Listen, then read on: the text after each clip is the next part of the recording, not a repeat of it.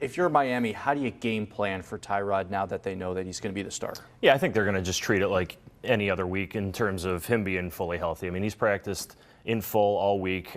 We have not really seen too much in terms of limited mobility from him in the limited amount of practice that we can see, but I think he's good to go. I think that in a pinch, they probably could have played him last week against Indianapolis if they really needed to. They were more comfortable going into that game with Nathan Peterman. I think there's other factors at play there, possibly just performance. I thought it was a chance for Sean McDermott to get Peterman back into the lineup, and I think he wanted to do that.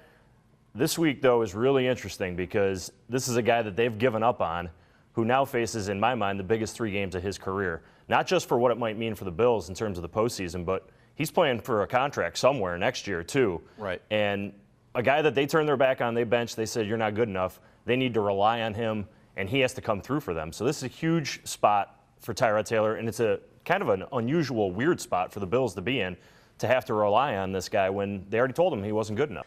You know, when you bring the mobility into play, that's what makes him an X factor, though. And against this Dolphins defense, you saw what they just did to Tom Brady when Brady was standing in the pocket. They took it to them. I mean, the receivers didn't get open against the Dolphins, and that was weird to see. I know Gronk was suspended, and he changes the Patriots' offense in so many ways.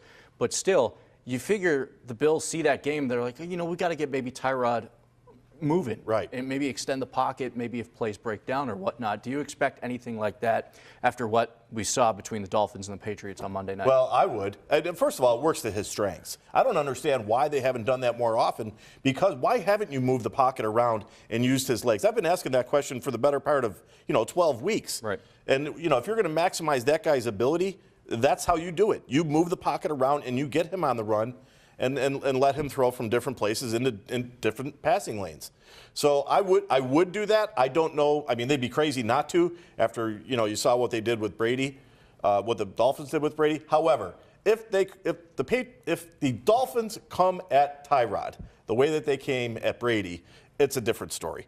Tyrod has way better escapability than Tom Brady, and he'll turn himself loose if the Bills don't.